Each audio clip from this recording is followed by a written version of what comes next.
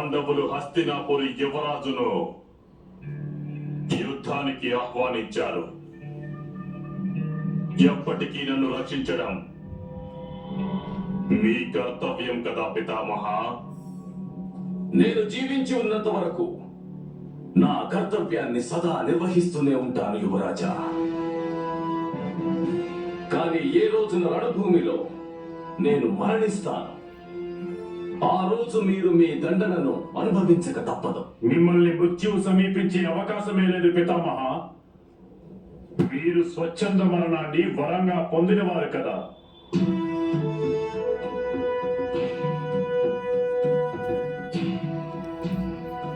నా మృత్యువుకు ఉపాయం వారి వద్ద ఉంది. ఈ విషయం మర్చిపోకపోతా.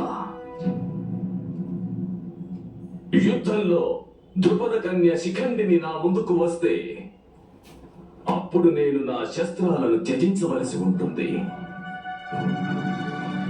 ఇక ఆ రోజున మీరందరూ స్వయంగా మిమ్ము రక్షించుకోవలసి ఉంటుంది. ఆ సమయం త్వరలోనే రానుంది. త్వరలోనే పాండుపుత్రులు తమ సైన్యంతో ఆక్రమణకు వస్తారు. ఇక మీరు ఏ సామర్థ్యాన్ని చూసుకుని విర్రవీగుతున్నారో